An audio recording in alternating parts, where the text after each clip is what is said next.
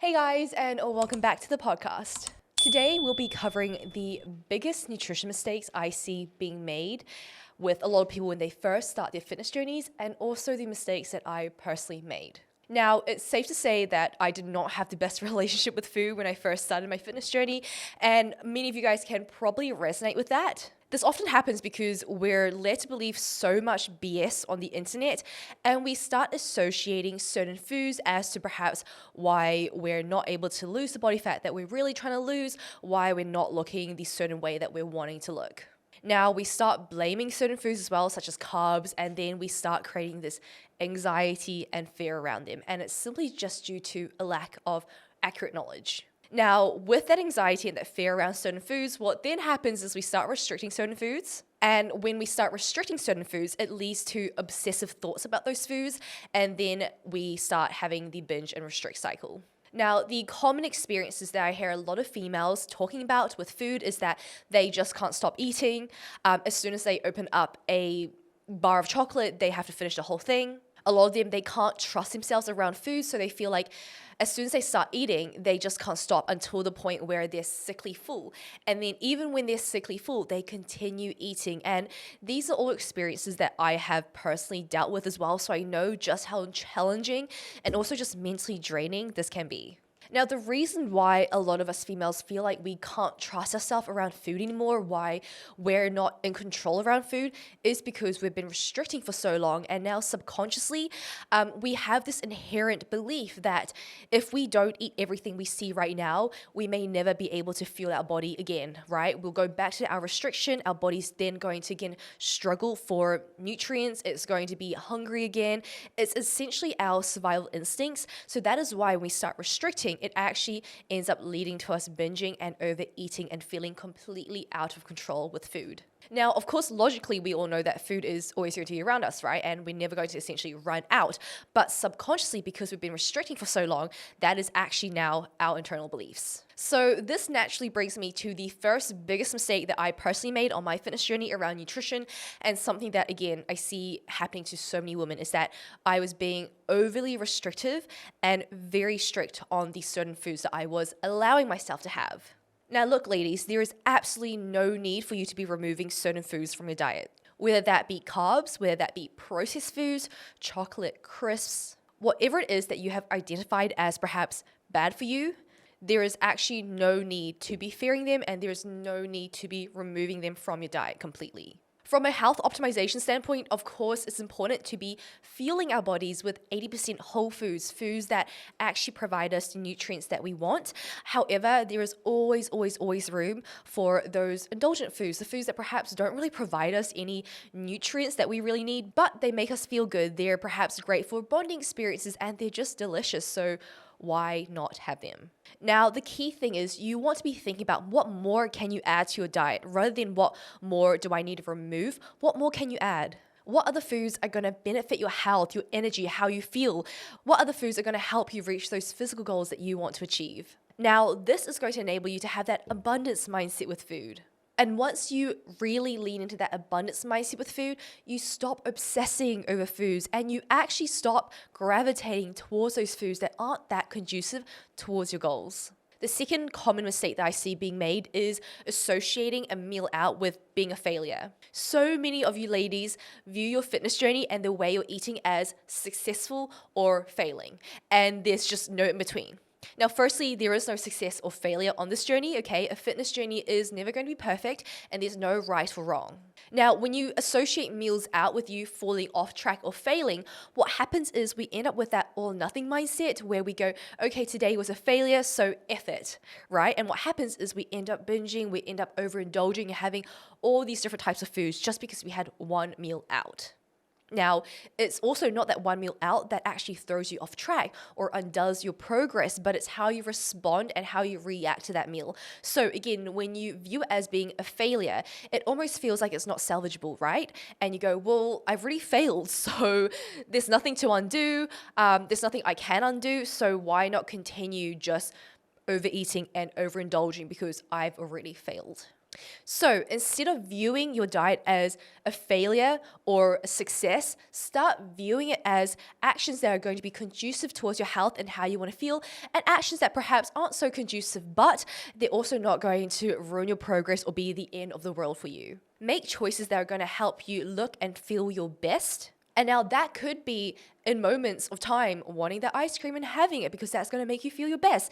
And then perhaps 80% of the time, it's going to be having those whole foods that you know are going to digest well, that are conducive towards your goals, getting your proteins in, girl, and just making sure that you are taking care of your health from inside and out. Another nutrition mistake that I see being made is opting for healthy snacks because you're trying to lose weight. I definitely fell for this. I associated healthy snacks with me being on track with my fitness goals. And any sort of processed or unhealthy snack was suddenly terrible for me and me reaching my fitness goals and the body that I wanted. The thing is, though, it really is just a matter of total calories that you're consuming when it comes to fat loss. Now, this isn't to say we go and just eat processed foods all the time because, oh, if I'm in a calorie deficit, it's okay. Yes, you're going to be losing body fat when you're in a calorie deficit, but the quality of your foods 80% of the time does matter towards, again, your health and how you want to be feeling, how you want to be performing at the gym, and again, your body composition. It is going to come down to the quality of your foods as well. Now, many of you guys may have experienced where you feel like you're eating healthy, you're having healthy snacks, maybe it's the bag of nuts rather than the bag of crisps, and you're wondering why you're not losing body fat or seeing the progress that you want to be seeing. The thing is, a bag of nuts is typically a lot more calorie dense than the bag of crisps that you're perhaps avoiding because you're labeling it as bad food. Whereas the nuts, obviously, they're a lot healthier and you're labeling it as good. However, healthy foods doesn't always correlate to fat loss. Now, this is why it's so important that you are empowered with nutritional knowledge so that you can make the best decisions for yourself in terms of your goals, but also to make sure that you're enjoying the foods that you do want. So you're not fearing the crisps and feeling like they're bad for you and your fat loss goals when actually they're lower in calories than the bag of nuts that perhaps maybe you didn't even want. Allow yourself to have more of a balanced diet. Incorporate the foods that you really do enjoy that perhaps may not offer as many nutritional benefits, but are going to help you stay sane on your fitness journey. And then obviously prioritize the foods that are going to give you the nutrients that you need. Next, another mistake that I made was actually choosing foods that I didn't even want when going out for a meal because I felt that it was healthier and more conducive towards me reaching my fitness goals. And then because I would leave so unsatisfied, I would go home and then I would binge and actually order the food that I really wanted. Now, when you're aiming to say lose body fat, of course you need to be in a calorie deficit. However, if you are having those meals out, make sure you're actually listening to your cravings and you're meeting yourself somewhere in between, right? When you go out for a meal, make sure that you make choices that are aligned with how you want to feel and how you want to progress with your goals, but also they align with your current cravings and you're actually able to satisfy yourself through that meal. Now, this could look like opting for a balanced main meal. So that could be, a lean source of protein, carbs, and some vegetables, but then also ordering a side that you really want. Now, that could be maybe the fries, or it could be, calamari, and then sharing it with a partner or a friend. That way, you're still satisfying your cravings, but you're still making sure that your choices are aligned with you making the progress that you also want to see.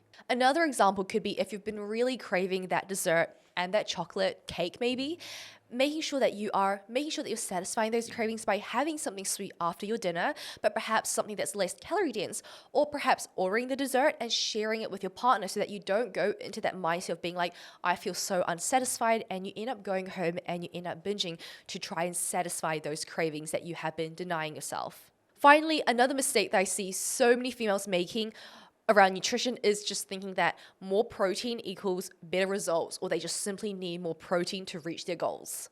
Now, protein is important for sure, so girls, make sure you're hitting your proteins, but you do not need to be going crazy with it, okay? So 0.8 to 1 gram per pound of body weight is more than enough. You really do not need more beyond that. Now, the problem that I see is that a lot of females, they actually don't know how much protein they need, or they actually don't know how to track it properly. Now, from a fat loss perspective, what happens is they end up overeating their proteins, or they have way more than they really need, and they're opting for everything that is labeled protein, right? High protein snacks. And they're actually in a calorie surplus, or they're eating in a maintenance. So they're not actually able to see the physical results that they're wanting, such as the fat loss, because they're not in a calorie deficit, and they're actually eating themselves out of that calorie deficit by consuming so much protein. So it's so important that you actually know, number one, how many calories you need to be consuming for your goals, whether that's muscle building or fat loss or maintenance, how much protein you should be having, and actually how to track it accurately. Now, this doesn't mean you become obsessive with calories, because I know how easy it can be to fall into that trap, but it's simply just being a bit more aware of your intake. When you have better knowledge and better awareness of your intake and what you're consuming on a daily basis, it's a lot easier to manage your goals and to actually get yourself moving towards them. It's sort of like budgeting and, looking at your finances. If you're not tracking what's going in and out, then you're really actually unaware, right, of how much you're spending and how much you're actually saving. Same thing with calories. Let's remove those emotions and just simply view it as, okay, energy in versus energy out. It's like my financial spreadsheet, right? If I want to be saving some more money, I need to make sure that my outgoings are a little bit less than what's coming in. Same thing with my calories, right? If I need to be in a calorie deficit, I just need to make sure that what's coming in is actually less than what's going out. So removing those emotions, removing that kind of obsessiveness towards tracking, and just simply seeing it as a way to manage your progress. Now, personally, how we work with our clients is we do teach them how to track their calories and their proteins, but in a way where they still get to go out in the week and have a meal where it's not tracked and they're literally just listening to their bodies. They're practicing mindfulness and intuitive eating, because that is such an important skill to have. The last thing that we want anyone to feel is that they've been tracking for so long that as soon as they're not tracking, they actually don't know how to manage their portions. They don't know how to control their behaviors around food, and they fall into that all or nothing mindset where suddenly they're not tracking and they're just eating everything they see in sight. So really that kind of all or nothing approach where they feel like, well, if it's not tracked, I'm going to eat everything, right? And then I'll restart on Monday. So it's about empowering you with knowledge so that you can then take what you've learned from tracking to then eat meals that aren't tracked, and to know actually, are you getting your proteins in intuitively, right? Are you eating balanced meals intuitively using the knowledge that you now do have? Now, for other clients, we also offer personalized meal plans. Now, the benefit of that is that, again, for someone who really just has no idea where to start with their nutrition, they're not really sure how to create balanced meals. It just feels a bit overwhelming, which can be the case for a lot of females and a lot of people in general. A personalized meal plan does help them to essentially incorporate the foods they do love, the snacks, their usual eating habits, in a way that also shows them, hey, this is what a balanced meal looks like. This is what a balanced plate of food looks like. This is, the portion sizes that you would probably want to go for that actually makes you feel satisfied and full and also comfortable. And here's how we can also fit in the snacks that you do love that perhaps you may be avoiding because you've deemed it as bad for you, into your plan, and still enable you to see the progress that you want to be making. So those two approaches do work really well, but the overarching theme is that we want to empower you with knowledge so that if you're on your fitness journey yourself, make sure that you are recognizing that that knowledge is so, so important. It's not just about blindly following a set of macros, a set of calorie goals, but rather really getting to understand nutrition and knowledge around nutrition so that you don't have to track or follow a meal plan forever, and you can stay in your best shape. So I hope that this was helpful in terms of going through all the mistakes that I made and also the mistakes I see a lot of females making on their journey. If this resonated, let me know in the comments below if you're watching from YouTube, perhaps what you related to and perhaps anything you're struggling with in terms of nutrition so that I can actually go and personally reply to you and help you. Thank you so much for tuning in, and make sure you like and subscribe, and I will see you guys in the next episode. Bye!